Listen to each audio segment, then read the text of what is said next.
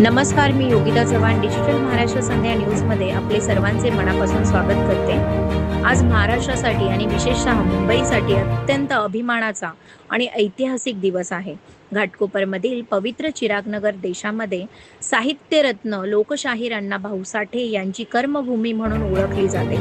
याच पवित्र भूमीत अण्णाभाऊंचे एक भव्य आंतरराष्ट्रीय दर्जाचे स्मारक आता उभे राहत आहे, ज्याचा ऐतिहासिक भूमिपूजन सोहळा आज संपन्न होत आहे।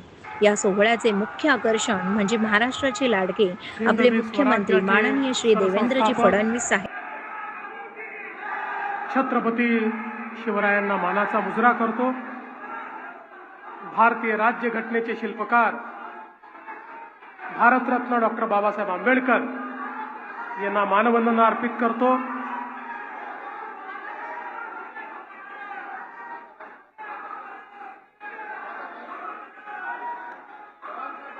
क्रांती गुरु लहुजी वस्ताद साळवे यांना मानवंदना अर्पित करतो। आणि आज लोकशाहीर साहित्यरत्न अण्णाभाऊ साठे संशोधन व प्रशिक्षण संस्था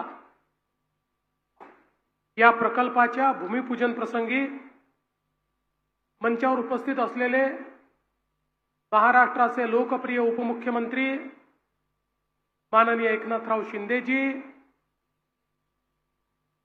भारत सरकारचे सामाजिक न्याय राज्यमंत्री रामदास आठवलेजी, मंत्रिमंडळातील आमचे सहकारी आशिष शेलारजी, संजय शिरसाटजी, मंगलप्रभात लोढाजी, उपसभापती सचिन अहिरजी, लोकप्रिय खासदार संजय दिना पाटीलजी, महापौर रितू तावडेजी, या ठिकाणी उपस्थित सन्माननीय आमदार राम कदमजी, अमित गोरखेजी, सन्माननीय श्री अमित साटमजी, प्रसाद लाडजी, या ठिकाणी उपस्थित कालिदास कोळंबकरजी, दिलीप मामा लांडे, तमिल सेल्वनजी, मुरजीभाई पटेल, राजन सिंगजी, मिहिर कोटेचाजी, प्रकाश मेहताजी, भाई गिरकरजी, मनोज कोटकजी, श्याम सावंतजी, अश्विनीताई मते, अशोकराव लोखंडे, सर्जेराव जाधव,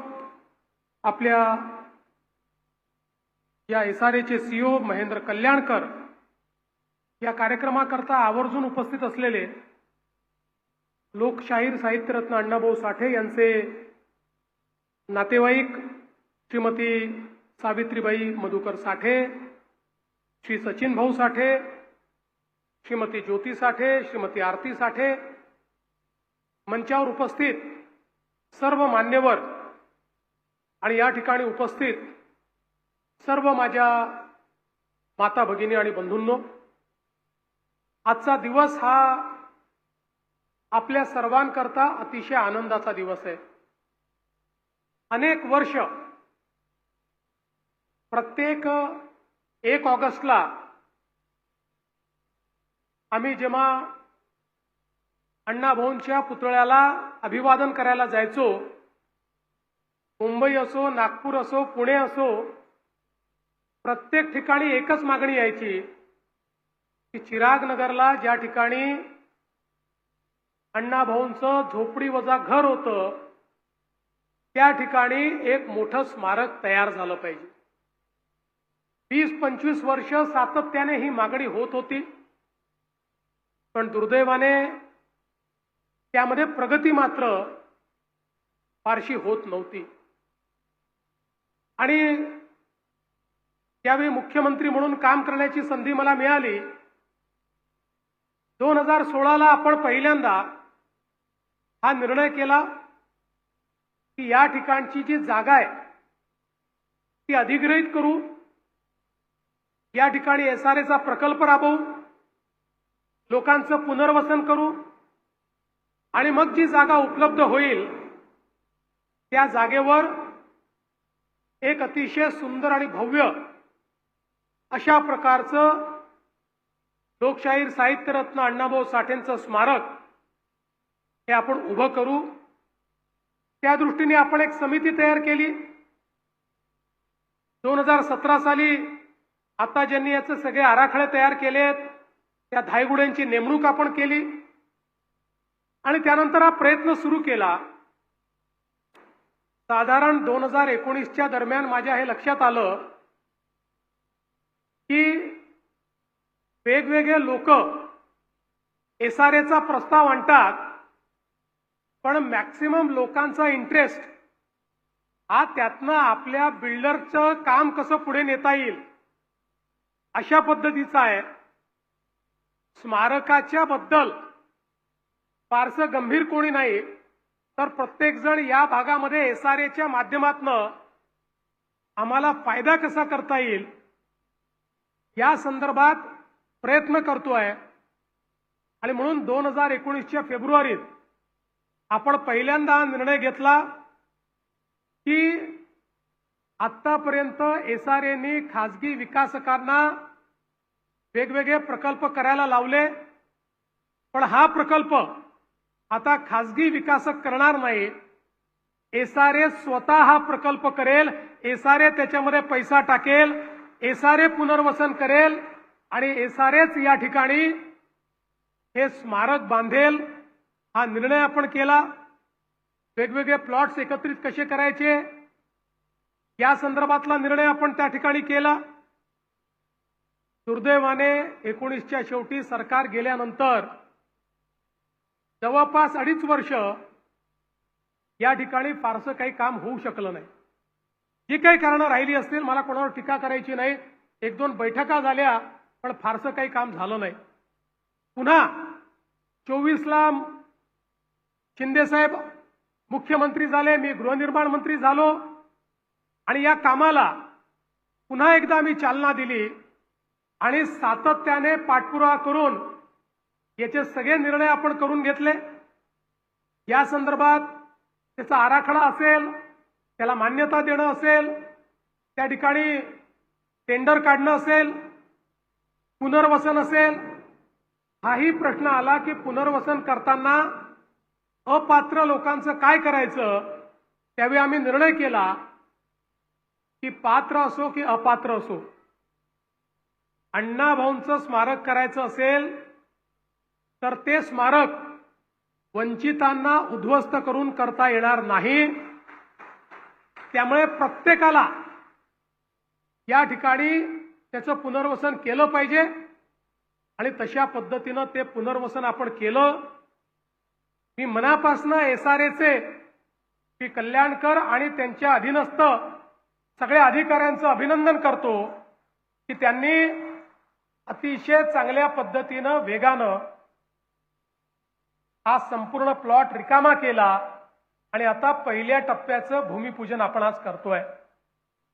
मला 2 लोकांचा उल्लेख या ठिकाणी निश्चितपणे केला पाहिजे. खरं म्हणजे मंचावरच्या अनेक लोकांनी यात खूप मोलाची मदत केली आहे, पण राम कदम जे आमचे इथले आमदार आहेत त्यांचा मी विशेष उल्लेख करेन.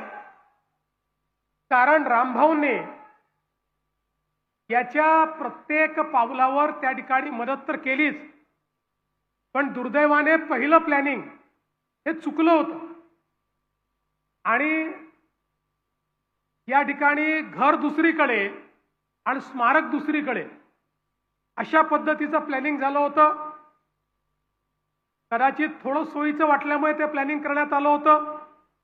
रामभाऊंनी ते निदर्शनास आणून दिलं आणि सांगितलं असं चालणार नाही.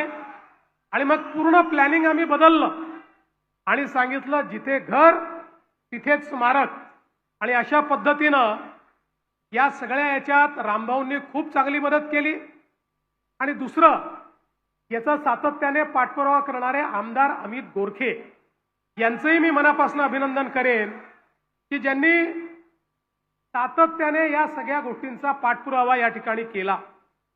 आणि आज मला आनंद आहे की मागच्या काळात मी आणि शिंदे साहेबांनी सातत्याने बैठका घेऊन यातले सगळ्या अडचणी दूर झाल्या आणि आज या स्मारकाचं काम हे या ठिकाणी सुरू होत आहे. ही खरोखर आपल्या सर्वांकरता अतिशय आनंदाची गोष्ट आहे. आपल्या सर्वांना माहिती आहे लोकशाहीर अण्णाभाऊ साठेंचं या ठिकाणी जे कार्य आहे, जे कर्तृत्व आहे, भारताच्या स्वातंत्र्य लढ्यात असेल, गोव्याच्या स्वातंत्र्य लढ्यात असेल किंवा संयुक्त महाराष्ट्राच्या चळवळीमध्ये असेल, या प्रत्येक ठिकाणी वंचितांचा आवाज म्हणून, कष्टकऱ्यांचा, कामगारांचा आवाज म्हणून आणि विद्रोहाची धार म्हणून त्या ठिकाणी लोकशाहीर अण्णाभाऊ साठेंनी एक अतिशय मोलाचं कार्य केलंय. संयुक्त महाराष्ट्राच्या चळवळीत ज्याचा मगाशी उल्लेख झाला की लोकशाहीर अण्णाभाऊ साठे आणि शाहीर अमर शेख या जोडीनं ज्या प्रकारे सामान्य तरुणांच्या रक्तामध्ये सळसळ उत्पन्न केली आणि सामान्य तरुणाईला रस्त्यावर आणून एक प्रकारे त्या चळवळीचा भाग बनवलं आणि ज्यावेळी अतिशय दमनकारी नीती या चळवळीत चालली होती, तत्कालीन केंद्रातलं सरकार, राज्यातलं सरकार रोज लाठीचार्ज करायचं, मोठ्या प्रमाणात दमन करायचं, लोकांना मारहाण व्हायची. त्यावेळी जखमी झालेले जे आमचे संयुक्त महाराष्ट्राचे सेनानी होते, हे पुन्हा एकदा लोकशाहीर अण्णाभाऊ साठेंचं काव्य, त्यांची गीतं ऐकल्यानंतर त्याच ठिकाणी उभे राहायचे आणि पुन्हा संघर्षाला पुढे जायचे.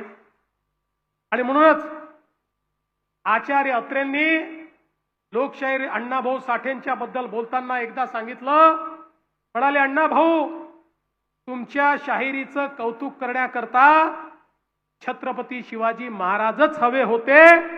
ते असते तर शेरभर सोन्याची कडी तुम्हाला त्यांनी घातली असती. अशा पद्धतीनं या ठिकाणी लोकशाहीर अण्णाभाऊ साठेंचं खऱ्या अर्थानं त्यांनी वर्णन केलं. समाजातील दुर्बल, कष्टकरी, उपेक्षित, वंचित या सर्वांचं दुःख अण्णाभाऊंच्या साहित्यातनं त्या ठिकाणी प्रगट झालं. आणि त्यांच्या साहित्याला इतकं वैविध्य होतं. कथा होत्या, कादंबऱ्या होत्या, नाट्य होतं, लोकनाट्य होतं, वग, गण, गवळण, पोवाडे, असं कुठलंही क्षेत्र नाही की ज्या क्षेत्रामध्ये लोकशाहीर अण्णाभाऊ साठेंनी आपल्या कार्यातनं आणि कर्तृत्वातनं आपला ठसा उमटवला नाही. खरं म्हणजे वाटेगाव सारख्या एखाद्या छोट्याशा गावातनं 1-2 वर्ग शिकलेला मुलगा मुंबईमध्ये येतो, अतिशय हलाखीच्या परिस्थितीमध्ये, खायला नाही, राहायला नाही, काम नाही, अशा परिस्थितीमध्ये इथे जगतो आणि त्यातून स्वतःच्या पायावर लोकांच्या मनामध्ये एक साम्राज्य तयार करतो. हे लोकशाहीर अण्णाभाऊ साठेंनी या ठिकाणी करून दाखवलं. आणि खऱ्या अर्थानं लोकशाहीर अण्णाभाऊ साठेंच्या साहित्याची उंची काय, भारतातल्या भिन्न भिन्न भाषांमध्ये हे साहित्य अनुवादित झालं याचं मला आश्चर्य वाटत नाही. पण खऱ्या अर्थानं याचं कौतुक वाटतं आणि याचा अभिमान वाटतो की जगातल्या 27 भाषांमध्ये लोकशाहीर अण्णाभाऊ साठे यांचं साहित्य अनुवादित झालं. आणि रशियन असेल, फ्रेंच असेल, इटालियन असेल, वेगवेगळ्या अतिशय प्रगत अशा प्रकारच्या देशांच्या भाषांमध्ये लोकशाहीर अण्णाभाऊ साठे यांचं हे साहित्य पोचलं. खरं तर लोकशाहीर अण्णाभाऊ साठेंनी लिहिलेलं छत्रपती शिवरायांचं चरित्र देखील रशियात पोचलं. 2022 मध्ये मला संधी मिळाली रशियाच्या मॉस्कोच्या विद्यापीठामध्ये. त्या ठिकाणी त्यांनी लोकशाहीर अण्णाभाऊ साठेंच्या पुतळ्याची स्थापना केली आणि त्या कार्यक्रमाला आम्ही हजर होतो. आठवले साहेब, आपण देखील त्या ठिकाणी होतात. आणि त्यावेळी त्या रशियाच्या युनिव्हर्सिटीच्या लायब्ररीमध्ये लोकशाहीर अण्णाभाऊ साठेंच्या साहित्यावर कन्व्हेन्शन झालं. आणि त्या कन्व्हेन्शन मध्ये रशियन बोलणाऱ्या, रशियन रहिवासी असलेल्या अनेक साहित्यिकांनी ज्या प्रकारे अण्णाभाऊंच्या संदर्भात, त्यांच्या साहित्याच्या संदर्भात आपली मतं व्यक्त केली, आमचा सर्वांचा ऊर भरून आला, अभिमानाने आमची छाती मोठी झाली की आपले लोकशाहीर अण्णाभाऊ साठे हे दिग्विजयी झाले. त्यांनी संपूर्ण जगामध्ये आपलं साहित्य हे त्या ठिकाणी पोचवलं. आपल्याला कल्पना आहे की या ठिकाणी फकीरासारखी त्यांची कादंबरी जी अजरामर झाली, जो फकीरातला नायक फकीरा आजही सामान्य माणसाच्या व्यथांना अभिव्यक्ती देतो आणि केवळ अभिव्यक्ती देत नाही तर लढण्याचं सामर्थ्य देखील देतो. त्यामुळे त्यांनी जे साहित्य निर्माण केलं ते त्या काळाला सुसंगत तर होतच, पण त्यांचं साहित्य कालजयी आहे, ते आजही तेवढंच सुसंगत आहे.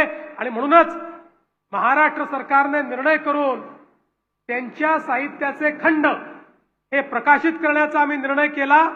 आणि आपल्याला माहिती असेल मागील वर्षीच आम्ही त्यातले काही खंड हे त्या ठिकाणी रिलीज देखील केले.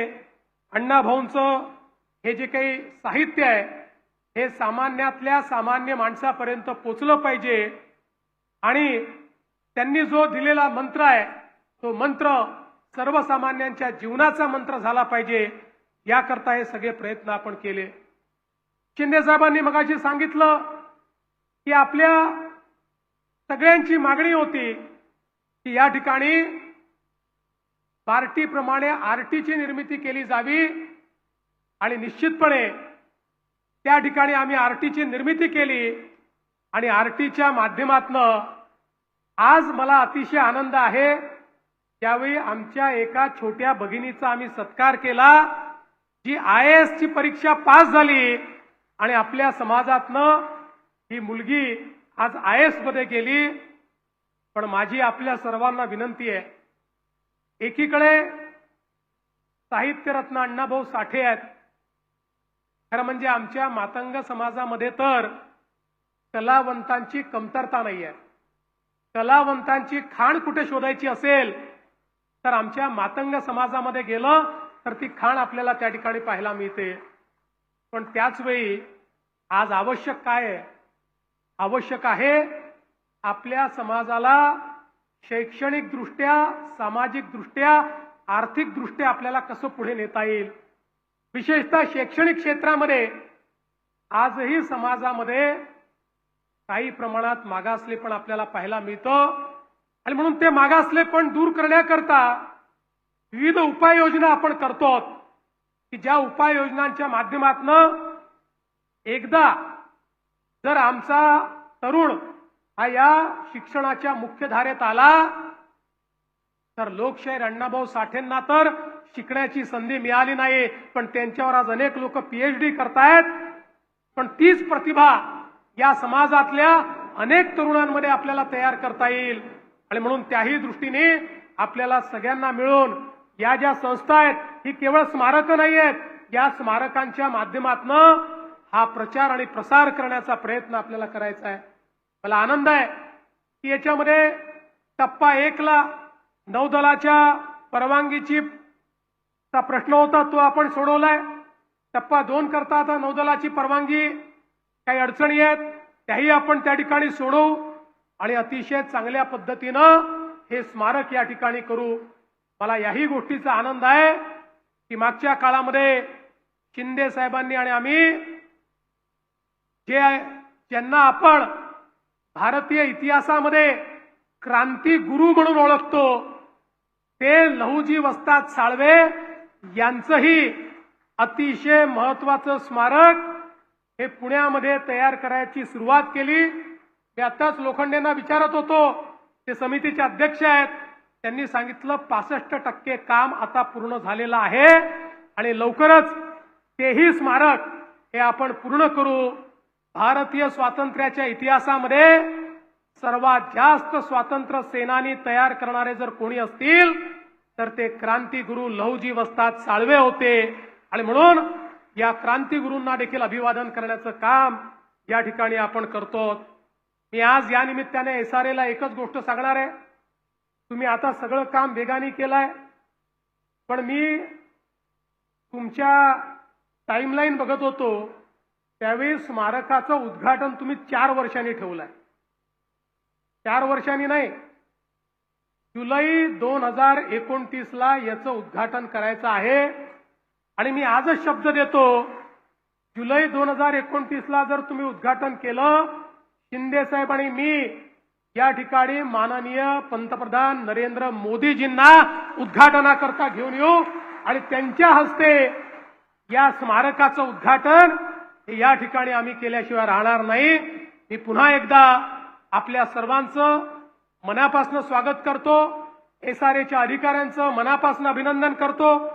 मंचावरची सगळी नेते मंडळी, आमचे पालकमंत्री या ठिकाणी असतील, आशिषजी, आमचे सचिन अहिरजी, मंगलप्रभातजी, विशेषतः आमचे सामाजिक न्याय मंत्री, या प्रत्येकाने या कामामध्ये मोलाचा वाटा उचललेला आहे.